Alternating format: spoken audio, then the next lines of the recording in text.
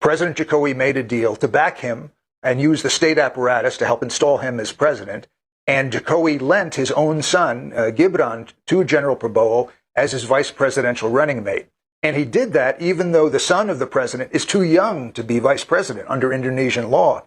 There's an age limit. He's only 36. You have to be a minimum age of 40. But he strong-armed that through the Supreme Court, where the president's brother-in-law was the chief justice. He strong-armed it through the Electoral Commission. Official state bodies have already ruled that those two actions were unethical, but it doesn't matter.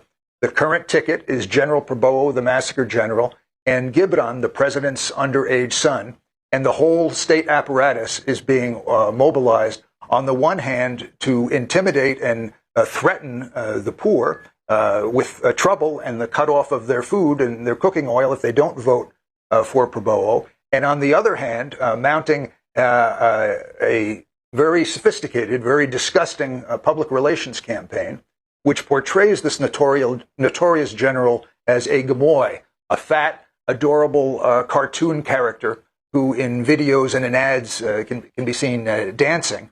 And to people who are not familiar with the history of the massacres, two of the worst slaughters of the 20th century, the U.S.-backed massacre when the army first seized power in 1965 of anywhere from 400,000 to 1 million civilians, and then the murder of a third of the population by the invading Indonesian army in Timor with U.S. weapons and backing, and not familiar with Prabowo's role in that slaughter in Timor and elsewhere, to those people, because these matters are not discussed in the schools or in the state media. The ads have some impact, and that combined with the intimidation makes him a strong threat to take power in the election.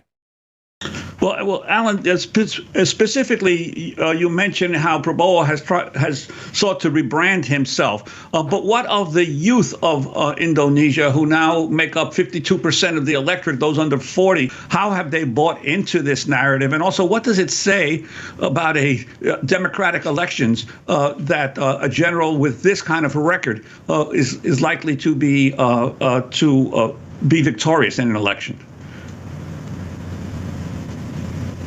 Well, we don't yet know if he's likely, but he's a strong threat to win because the muscle of the state apparatus is behind him.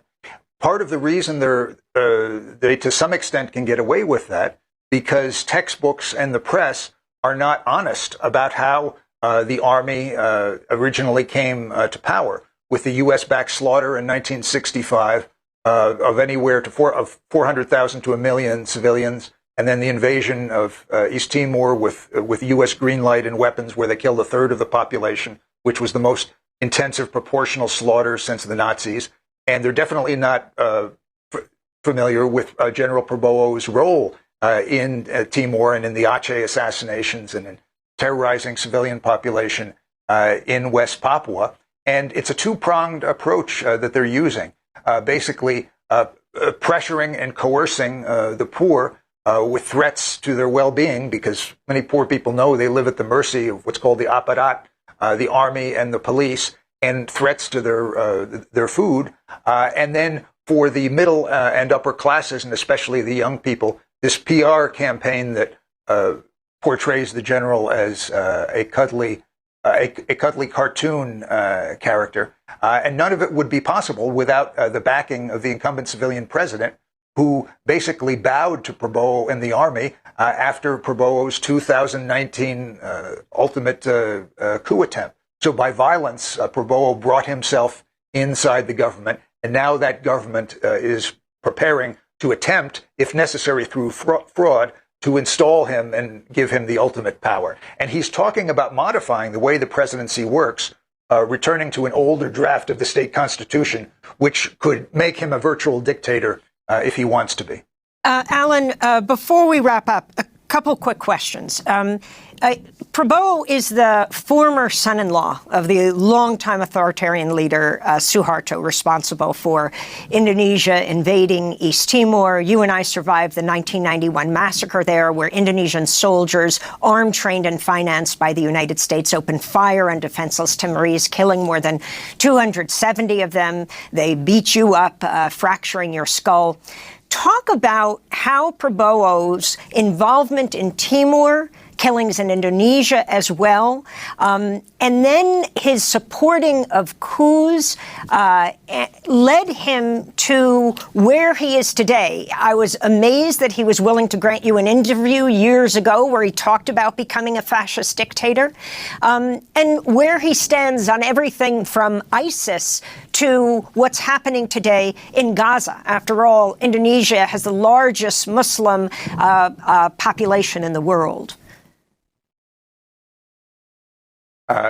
Yes, well, I met with him twice in 2001, and I was meeting with him because I was investigating two particular murders of civilians, and I wanted to find out what he knew about them. And I think possibly he enjoyed speaking to an adversary. But regarding the Santa Cruz massacre in Timor that we survived, Prabowo said to me that was an imbecilic operation. And he objected to it, not because of the hundreds of Timorese the army slaughtered, but because they did it in front of us. And because they did it in front of us, and we survived and were able to report it to the outside world, and other foreign witnesses like Max Stahl were able to do the same, we were able to get the U.S. Congress to, over time, through grassroots action in the United States, cut off for a while the U.S. Arms supply to Suharto, which helped to lead to Suharto's downfall. According to Suharto's former security chief, Admiral Sudomo. So Suharto said that was imbecilic. He said, you don't do it in front of outside witnesses. You do a massacre in an isolated rural village where no one will ever know about it. And Prabowo was able to stage his series of coup attempts over the years, in part because he had the support of the Indonesian army, which was in turn backed by the United States. He, in particular, was the Americans' favorite. He described himself as the Americans' fair-haired boy, and he had the support of the Indonesian oligarchy as well. And he certainly has their backing in this election. And with regard to Israel, Prabowo, after he became defense minister, made a special effort to draw Indonesia closer to Israel. The two countries do not have diplomatic relations. The Indonesian population now is outraged by the slaughter, the genocide that Israel is conducting in Gaza. But Prabowo was attempting to bring Israel closer to Indonesia. There was already a covert relationship with Israeli intelligence and with the Israeli military, where intelligence equipment and training was given. And Prabowo started working with Trump and later Biden to attempt to bring the two countries together, similar to what other predominantly Muslim countries did under the Abraham Accords. Prabowo met with a senior Israeli security advisor. When this came out, he was forced to retreat from this policy. And at this moment, the Indonesian government and Prabowo are posing as if they oppose what Israel is doing. But if he becomes president, there's a very good chance that those relations will grow even closer and perhaps be formalized.